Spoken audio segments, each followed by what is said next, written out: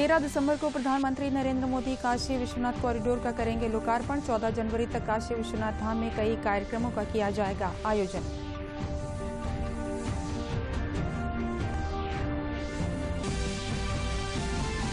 प्रधानमंत्री ने मंगलवार को गोरखपुर में 9,600 करोड़ की परियोजनाओं को किया जनता को समर्पित। गोरखपुर खाद कारखाना, गोरखपुर एम्स और ICMR के रीजनल सेंटर का किया उद्घाटन। मुख्यमंत्री योगी आदित्यनाथ आज रहेंगे मथुरा और शाहजहांपुर के दौरे पर। प्रधानमंत्री के आगामी शाहजहांपुर दौरे की तैयारियों की करेंगे समीक्षा। मथुरा में जनसभा को करेंगे संबोधित।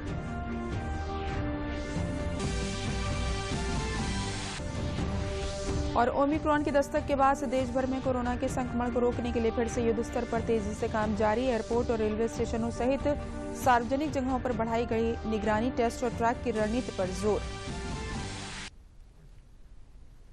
नमस्कार, मैं हूं तरन्नुम रिजवी। अब समाचार विस्तार से। काशी में बाबा विश्वनाथ के सौंदर्यीकरण का काम अब लगभग पूरा हो गया है। पीएम मोदी इसका लोकार्पण 13 दिसंबर को करेंगे। इस दौरान भाजपा इस कार्यक्रम को देश भर में पहुंचाने के लिए बड़े इंतजाम कर रही है, जिसके तहत देश में 51,000 से ज्यादा जगहों पर इस कार्यक्रम का सीधा प्रसारण किया जाएगा।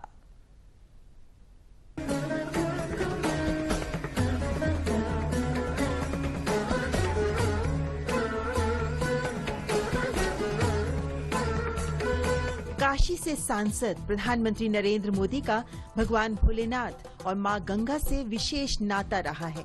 सांसद बनने के बाद से ही पीएम मोदी ने काशी विश्वनाथ धाम के सौंदर्यीकरण का बीड़ा उठाया है। काशी विश्व की सबसे पुरानी नगरी है।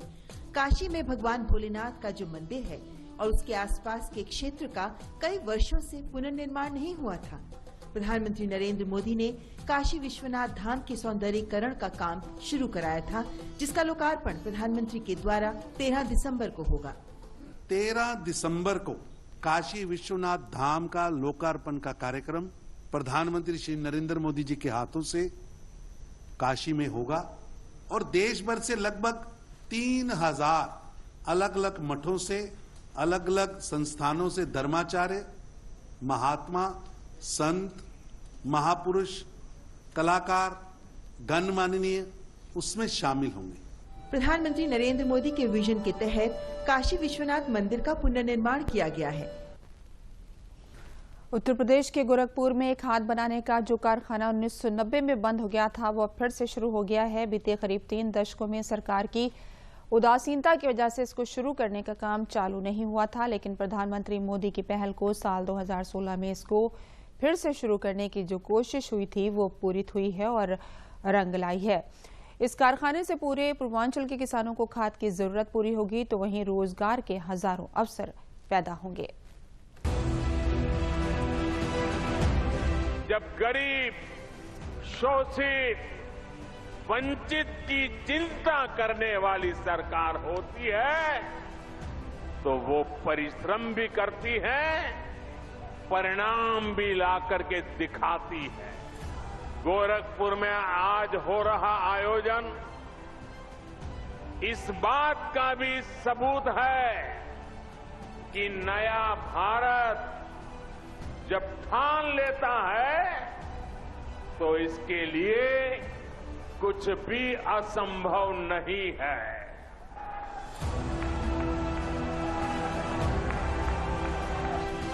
ये सच है कि ये नया भारत है। सरकार की योजनाओं में मध्यम वर्ग का विकास शामिल है तो आत्मनिर्भर भारत का संकल्प भी। अब सशक्त होते भारत का लक्ष्य है तो किसानों की चिंता भी। जब 2014 में आपने मुझे सेवा का अवसर दिया था तो उस समय देश में फर्टिलाइजर सेक्टर बहुत बुरी स्थिति में था। देश भर में यूरिया की किल्लत तब सुर्खियों में रहा करती। तस्वीर साल 2014 से पहले वाली अब बदल गई है। नहीं तो कौन सोच सकता था कि बंद पड़ा कारखाना कभी शुरू भी होगा। सरकारें आती रहीं, जाती रहीं, लोगों की उम्मीदें जीती मरती रहीं। 3 दशकों तक जिसके लिए 5 सरकारों ने हामी भरने के बाद अंततः इसे असंभव बनाया था, उसे नामुमकिन बनाया था, लेकिन उसे संभव बनाने और उसे अपने नाम के अनुरूप मोदी है तो मुमकिन है यह बनाने का जो एक कार्य आज साकार रूप से पूर्वी उत्तर प्रदेश और देश देख रहा है। प्रधानमंत्री मोदी और मुख्यमंत्री योगी के प्रयास परवान चढ़े और 8600 करोड़ रुपए की लागत से बना गोरखपुर उर्वरक कारखाना एक बार फिर तैयार है। देश में इसी तरह 4 और बंद पड़े उर्वरक कारखाने शुरू किए जा रहे हैं, जिससे किसानों को सस्ता खाद मिल सकेगा। खाद के मामले में आत्मनिर्भरता क्यों जरूरी है, ये हमने कोरोना के इस संकट काल में भी देखा है। सप्लाई चेन टूट गई, हमारी सरकार ने ये सुनिश्चित किया वो बोझ हम किसानों की तरफ नहीं जाने देंगे। पूर्वांचल के औद्योगिक विकास के लिए उर्वरक कारखाना जितना अहम है, उतना किसानों के लिए भी।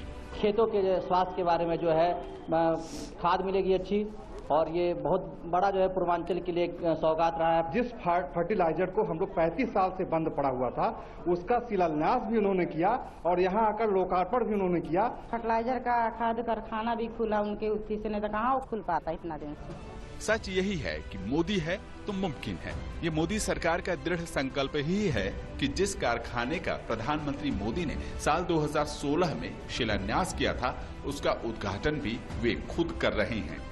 5 साल पहले मैं यहां एम्स और खाद कारखाने का शिलान्यास करने आया था।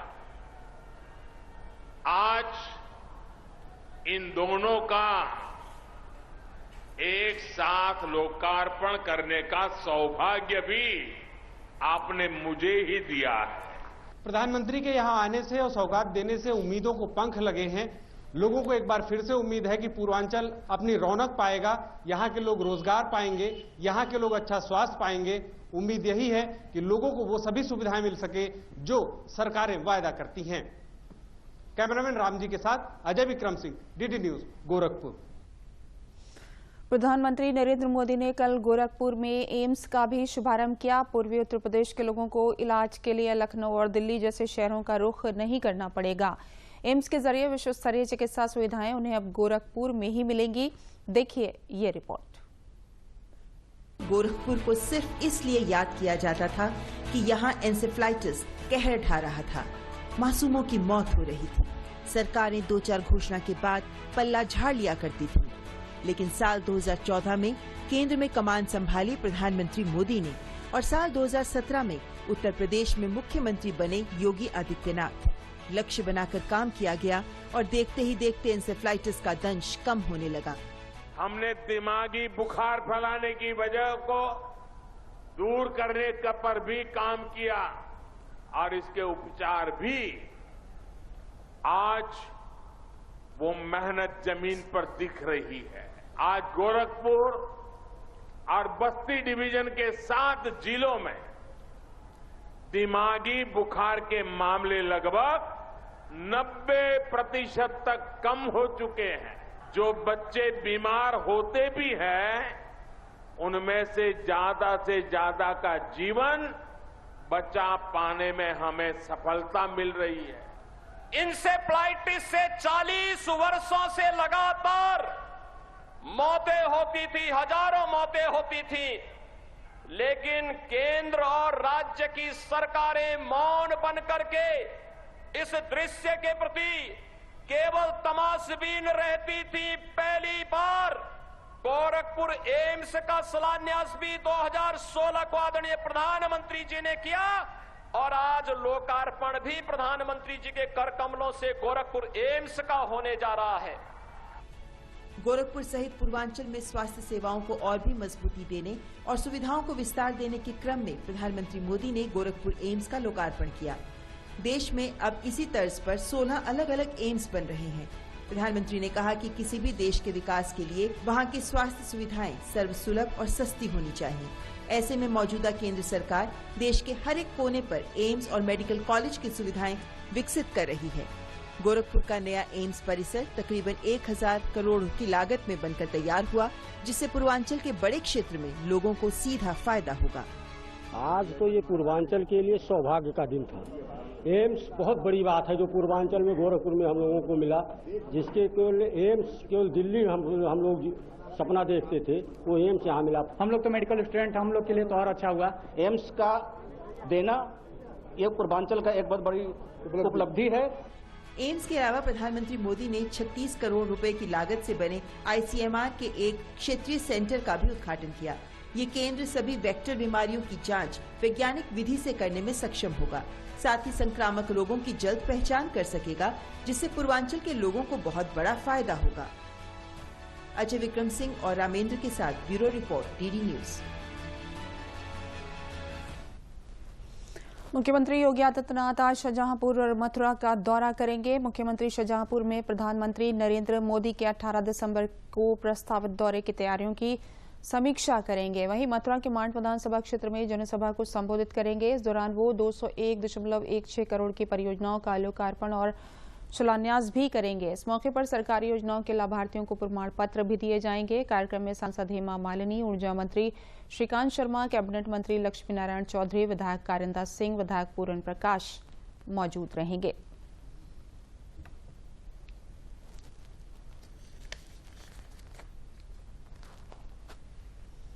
प्रधानमंत्री 11 दिसंबर को जनपद बलरामपुर में 9,802 करोड़ रुपए की लागत की सरयू नहर परियोजना का लोकार्पण करेंगे। जिले के ग्राम हंसुआ डोल में आयोजित कार्यक्रम का नहर को जोड़ने वाले सभी जिलों के मुख्य नहर पर इसका सीधा प्रसारण लोग देखेंगे। सरयू नहर परियोजना से 14.5 लाख हेक्टेयर भूमि होगी संचित, 25 लाख किसान लाभान्वित होंगे। 9 जिलों बहराइच, गोंडा, श्रावस्ती, बलरामपुर, बस्ती, सिद्धार्थनगर, संत कबीर नगर, गोरखपुर व महाराजगंज से होकर गुजरने वाली 318 किलोमीटर लंबाई की 9,802 करोड़ की लागत से निर्मित आजाद भारत की अब तक की सबसे बड़ी परियोजना का लोकार्पण होगा।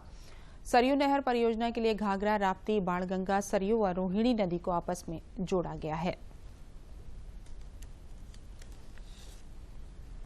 योजना का लोकार्पण करने के लिए आदरणीय प्रधानमंत्री जी यहाँ पर आ रहे हैं और ये बलरामपुर ही नहीं, हमारे 9 जिलों को बहुत बड़ी सौगात आदरणीय प्रधानमंत्री जी के कर कमलों द्वारा मिलने वाली है। और उसमें से मैं मानता हूं कि अब तक के जितने प्रधानमंत्री जी के कार्यक्रम हुए हैं उनमें सबसे ऐतिहासिक कार्यक्रम हमारे बलरामपुर की धरती पर होगा।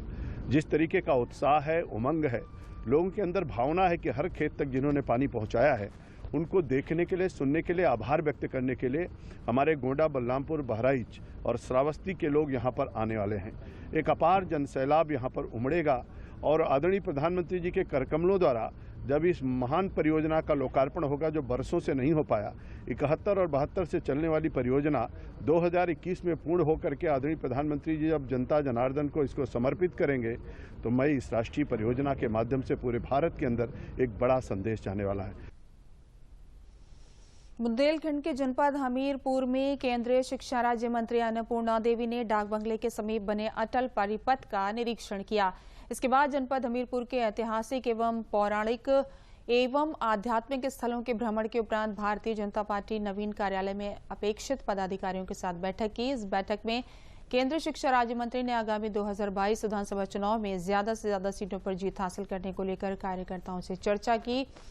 उन्होंने कहा कि प्रदेश से बचा खुचा गुंडाराज, माफिया राज, परिवारवाद जड़ से समाप्त हो सके और विकासवादी प्रदेश के रूप में उत्तर प्रदेश का विकास आगे और बढ़ सके।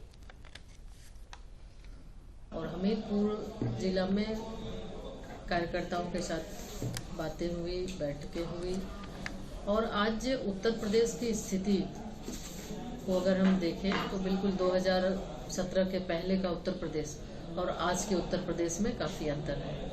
अब उत्तर प्रदेश उत्तम प्रदेश के रूप में जाना जाने लगा है और सिर्फ हमारे कार्यकर्ता नहीं, आम जनता उत्तर प्रदेश की सरकार को चाहती है। लोग मन बना चुके हैं कि आने वाले विधानसभा चुनाव में 2022 के चुनाव में लोग भारतीय जनता पार्टी को फिर से आशीर्वाद देंगे। आदरणीय योगी जी के नेतृत्व में जिस तरह से उत्तर प्रदेश में सुशासन और विकास का काम हुआ है, आने वाले समय में और मजबूती के साथ हमारे साथ लोग जुड़ रहे हैं। हर समाज, हर जाति, हर वर्ग के लोग भारतीय जनता पार्टी को आशीर्वाद दे रहे हैं। मेरठ में राष्ट्रीय लोकदल और समाजवादी पार्टी की परिवर्तन संदेश रैली में रालोद सुप्रीमो जयंत चौधरी और समाजवादी पार्टी के राष्ट्रीय अध्यक्ष अखिलेश यादव ने अपने संबोधन में 2022 में भाजपा के सफाये की बात कही। जयंत चौधरी ने कहा कि समाजवादी पार्टी और रालोद ने अपना घोषणा पत्र भी जारी कर दिया है। दोनों पार्टियां मिलकर उत्तर प्रदेश में चुनाव लड़ेंगी। अखिलेश यादव ने कहा कि 2022 में बदलाव होने वाला है।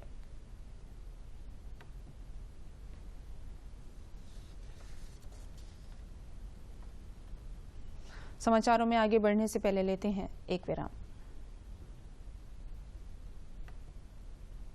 जल्दी करो यार, प्लीज जल्दी। दूसरा कोई मैच है क्या? ऐसा ही कुछ है यार, बैंक जाना है दादाजी को लेके। हाँ यार, उम्र होने पर कभी कभी मदद तो लगती है, पर बैंकिंग में नहीं। वैसे भी आरबीआई कहता है सीनियर सिटीजन सबसे पहले। अगर आप 70 साल से ऊपर हैं और आप बैंक नहीं जा सकते तो बैंक आएगा आपके पास जरूरी सेवाएं लेकर, वो भी वाजिब दरों पर। सीनियर सबसे पहले। आरबीआई कहता है जानकार बनिए, सतर्क रहिए। विराम के बाद दूरदर्शन समाचारों में आपका फिर से स्वागत है। बढ़ते हैं अगली खबर की ओर। ओमिक्रॉन के दस्तक के बाद से देश भर में कोरोना के संक्रमण को रोकने के लिए फिर से युद्ध स्तर पर और ज्यादा तेजी से काम हो रहा है। तमाम एयरपोर्ट और रेलवे स्टेशनों सहित सार्वजनिक जगहों पर निगरानी बढ़ा दी गई है। टेस्ट और ट्रैक की रणनीति पर ज्यादा प्रभावी कदम उठाए जा रहे हैं। कोविड-19 के नए वेरिएंट ओमिक्रॉन के प्रसार को रोकने के लिए टेस्ट, ट्रैक और ट्रीट की नीति पर योजनाबद्ध तरीके से काम किया जा रहा है। नागरिक उड्डयन मंत्री ज्योतिरादित्य सिंधिया ने हवाई अड्डों पर भीड़ प्रबंधन, तैयारियों, परीक्षण क्षमता से जुड़े तमाम मसलों पर तैयारियों का जायजा लिया। मंत्रालय ने कहा है कि हवाई अड्डे पर RT-PCR सेवाओं में इजाफा करने और हेल्प डेस्क जैसे तमाम मसलों पर एक्शन प्लान तैयार किया गया है और सरकार हर दिन के हालात पर नजर रख रही है। राज्यों में भी पूरी तैयारी है। उत्तर प्रदेश के कानपुर में बस अड्डे, रेलवे स्टेशन और एयरपोर्ट पर निगरानी बढ़ा दी गई है और यात्रियों की जांच की जा रही है। वहीं ऐसी ही तत्परता कश्मीर में भी देखी जा रही है, जहां आइसोलेशन केंद्र के निर्माण से लेकर यात्रियों की जांच और इलाज की व्यवस्था की जा रही है। 19 मेडिकल टीमें हमारे यहाँ प्रमुख रेलवे स्टेशन, बस स्टैंड और हवाई अड्डे पे लगी हुई हैं। इन्हीं की देखभाल करने के लिए 19 सेक्टर मजिस्ट्रेट लगाए गए हैं और 4 मजिस्ट्रेट जोनल मजिस्ट्रेट के रूप में लगाए गए हैं। गुजरात के राजकोट में ओमिक्रॉन वेरिएंट को देखते हुए स्थानीय प्रशासन तैयारी में जुटा है। मेडिकल कॉलेज के डीन ने बताया कि एनजीओ की तरफ से एक अस्थायी अस्पताल की व्यवस्था की गई है। वहीं अहमदाबाद में ओमिक्रॉन का एक मामला सामने आने के बाद से सिविल अस्पताल में तैयारियां शुरू कर दी गई हैं। और इस वक्त तो हॉस्पिटल में भी सफिशिएंट बेड से ऑक्सीजन है। After second Covid, lot of these facilities have been increased. Jaipur में ओमिक्रॉन का एक मामला सामने आया है। RUHS के अस्पताल अधीक्षक ने बताया कि एक परिवार दक्षिण अफ्रीका से घूमकर वापस आया, वह कोविड पॉजिटिव पाया गया है। एहतियातन, क्योंकि इसका एयरबोर्न ट्रांसमिशन फास्ट है, तो जो भी अन्य कोई संपर्क में है उनको कॉन्टेक्ट ट्रेसिंग के जरिए CMHO की टीम आइडेंटिफाई कर रही है और उनके सबके सैंपलिंग की जा रही है। बेंगलुरु में ओमिक्रॉन से निपटने के लिए टेस्टिंग की क्षमता बढ़ाई गई है। इसके साथ ही अस्पतालों में बिस्तरों की संख्या पर भी नजर रखी जा रही है। मध्य प्रदेश में कोविड-19 के नए स्वरूप ओमिक्रॉन का कोई मामला सामने नहीं आया है। इसके प्रसार को रोकने के लिए राज्य सरकार ने भी अपनी तैयारियां पूरी कर ली हैं। राज्य मंत्रिमंडल की बैठक में इस मुद्दे पर चर्चा की गई। सेंट्रल बैंक ऑफ इंडिया ने महिलाओं को आत्मनिर्भर बनाने व सशक्त भारत की नींव रखने के उद्देश्य से बैंक की तरफ से गृह लक्ष्मी योजना की शुरुआत की गई है, जिसमें ऋण प्राप्त करने वाली महिलाओं को महज 6.5% की ब्याज दर के आधार पर भुगतान करना होगा। अगर उनका भुगतान नियमित होता रहेगा तो बैंक की तरफ से अंतिम 5 किस्त माफ कर दी जाएगी। इस बात की जानकारी देते हुए सेंट्रल बैंक ऑफ इंडिया केंद्रीय कार्यालय के महाप्रबंधक नमिता राय ने बताया कि आजादी के अमृत महोत्सव के तहत 21 अक्टूबर से 31 दिसंबर तक लगातार देश के विभिन्न हिस्सों में भ्रमण करके ग्रामीण क्षेत्र के लोगों के साथ साथ जरूरतमंदों को व्यवसाय व्यापार करने के लिए ऋण प्रदान किया जा रहा है।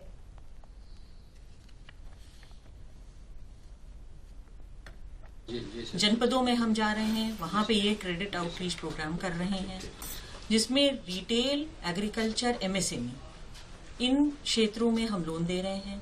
बैंक के पास हर तरह के तबके के लिए स्कीमें हैं। जन जन तक हम ये अपनी स्कीम पहुंचा रहे हैं और उनको वहां पे लोन दे करके लाभान्वित कर रहे हैं।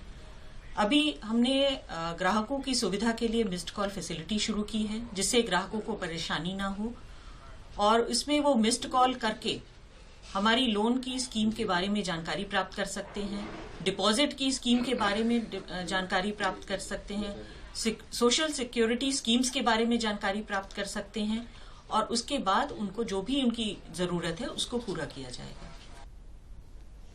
शामली जनपद के स्कॉटिश इंटरनेशनल स्कूल के कक्षा 9 के छात्र क्षितिज शर्मा ने कंप्यूटर की दुनिया में नई उपलब्धि हासिल की है।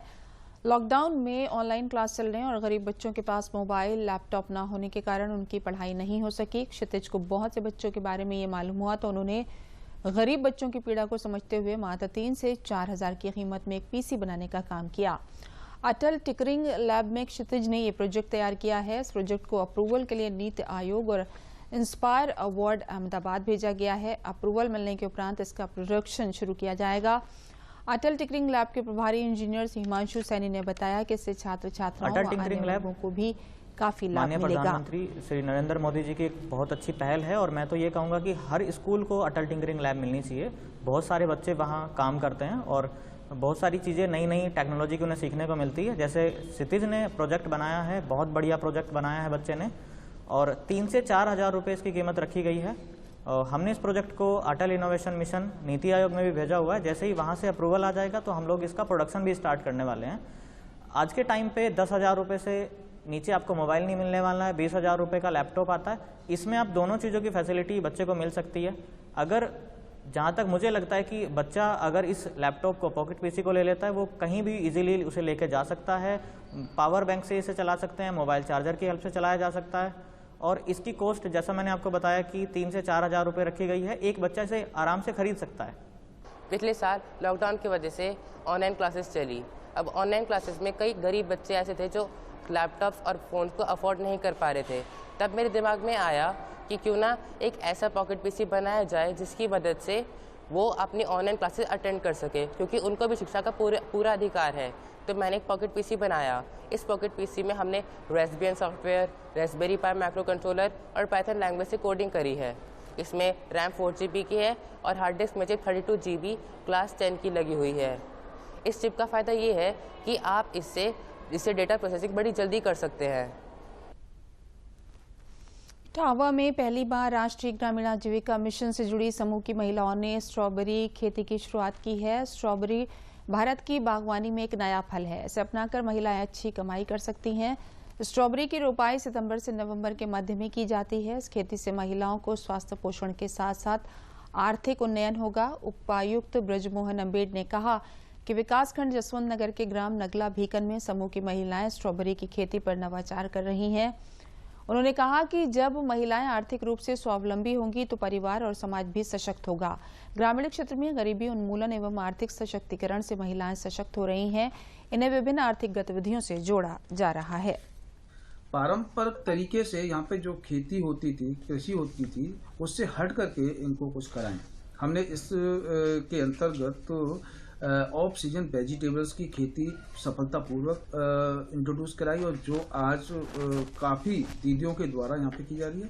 ठीक इसी क्रम में हमने 3 फसलों को मुख्यालय से, लखनऊ से हमको निर्देश मिले कि इनको इंट्रोड्यूस कराया जाए, जिसमें स्ट्रॉबेरी थी, थाई अमरूद था और रेड ये पपीता था। इसके अंतर्गत हमने तीनों ही फसलों को अलग अलग विकास खंडों में इंट्रोड्यूस कराया है। लेकिन स्ट्रॉबेरी की खेती के लिए हमको ऐसे किसान, कृषक या दीदी चाहिए थी जो इनोवेटिव हो, जो नए आइडियाज़ को स्वीकार कर ले। और ये हमारे गांव नगला भीकन विकास खंड जसवंत नगर में मंत्रवती हैं, जो पहले से ही इस तरह की अभिनव खेती करती आई है। इनके माध्यम से इस खेती को हमने इस गाँव में इंट्रोड्यूस किया है। पिताजी भी अच्छे किसान हैं, मैं भी शुरू से खेती करती हूँ। इस वजह से इन लोगों ने हमको चुना कि ये अच्छा कर सकती हैं। सर, मैंने ये सोच के किया है कि हमको अच्छा इससे लाभ मिलेगा और और हमको मतलब हमारे देखा दुनिया हमारी और भी महिलाएं मतलब इसको आगे कर सकती है अगर अच्छा हुआ तो, और इससे बढ़िया हम अपना महिलाएं परिवार चला सकती हैं।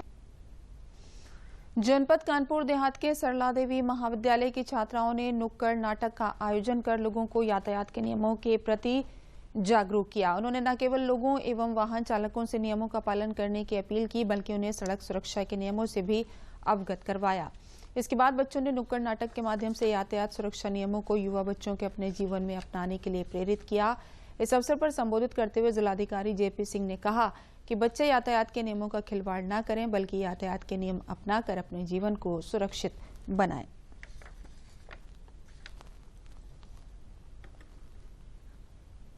एक वर्ष में 2019 में 22,625 लोगों की मृत्यु हुई रोड एक्सीडेंट्स में और 3 लोग करीब घायल हुए। तो मुझे लगता है कि बहुत सीरियस विषय है और इसी क्रम में हम लोगों ने सरला देवी महाविद्यालय में हमारे प्रधानाचार्य और प्रबंधक के सहयोग से युवा साथियों के साथ में कार्यक्रम किया है। तो उनको हेलमेट की महत्ता, सीट बेल्ट के बारे में, रोड सेफ्टी नॉर्म्स के बारे में और रोड साइंस के बारे में बताया गया है और मैं आशा करता हूँ कि इस जनपद में रोड एक्सीडेंट्स की घटना और कम होंगी। सड़क सुरक्षा सप्ताह मनाया जा रहा है। इस कार्यक्रम में जो सड़क पे चलने वाले वाहन हैं या जो भी यात्री हैं उनको यातायात के नियमों के संदर्भ में जानकारी देने के लिए ये कार्यक्रम आयोजित किया गया था, जिसमें छात्र छात्राओं को या जो भी श्रोता थे उनको यह बताया गया है कि उन्हें क्या करना है, क्या नहीं करना है। साथ ही इस अवेयरनेस से निरंतर लाभ मिल रहा है और दुर्घटनाओं में यद्यपि कमी आ रही है, लेकिन अभी भी काफ़ी मात्रा में दुर्घटनाएं होती रहती हैं, जिसके संदर्भ में इस तरह के कार्यक्रमों को और आगे चलाए जाने की जरूरत है, जिससे कि जागरूकता और अधिक फैले और दुर्घटनाएं कम हों। कोरोना काल में रोजगार बंद होने से पूरी तरह टूट चुके रेहड़ी पटरी दुकानदार पीएम स्वनिधि योजना का लाभ लेकर एक बार फिर से आत्मनिर्भर हो गए हैं। बाराबंकी जिले में मार्च 2022 तक 5,836 रेहड़ी वालों को पीएम स्वनिधि योजना का लाभ देना है, जिसके सापेक्ष 4600 रेहड़ी आने वाले लोगों को अलग अलग बैंकों के माध्यम से लाभ पहुंचाया जा चुका है, जबकि बाकी लोगों का लोन प्रक्रिया में है। इन रेहड़ी पटरी दुकानदारों को 10,000 रुपए का लोन मिला है। इस लोन से न केवल उनकी रोजमर्रा की जिंदगी पटरी पर आ गई है, बल्कि ये सभी आर्थिक रूप से मजबूत भी हुए हैं। योजना का लाभ पा चुके स्ट्रीट वेंडर्स ने बताया कि पीएम स्वनिधि योजना से न केवल उनका व्यापार बढ़ा है, बल्कि अब उनका परिवार भी अच्छे से गुजर बसर कर रहा है।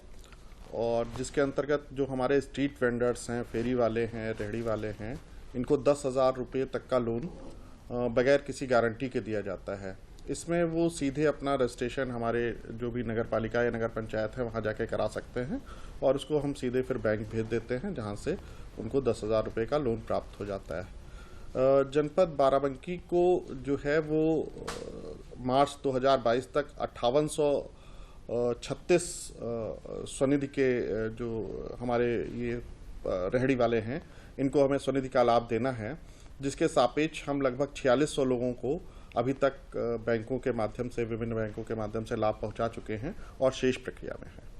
हमने लोन इसलिए लिया था कि हमारा एक ठेला फल का था, कुछ बहाने लग पाते थे, कुछ नहीं लग पाते थे, तो दिक्कत थी। तो हमने सुना कि पीएम योजना जो है मोदी की तरफ से जो है योजना मिल रही 10,000 रुपये का ठेले पे, तो हमने ले लिया। तो उससे पैसा ठेले पे लगाया तो बढ़ोतरी हुई, फल सारे हमको मिलने लगे। पहले उधार लाते थे, अब नगद लाए, तो फल के ठेले हम बढ़ा लिए तो इससे थोड़ा प्रॉफिट हुआ, तो हम इससे कर्ज अदा कर दिए। समय से पैसा मिलने के बाद हमको बहुत आराम हुआ। भाई 8-10 आदमी का परिवार है। सर 10,000 का लोन लिया था पीएम स्वनिधि योजना में और 10,000 का लोन मिला था और उससे मैंने कोरोना के कारण मेरा बिजनेस डाउन हो गया था और उसी को फिर से पटरी पर लाने के लिए मैंने उसी पैसे को लगाया बिजनेस में, जिससे मेरा रोजगार अच्छे से चल रहा है।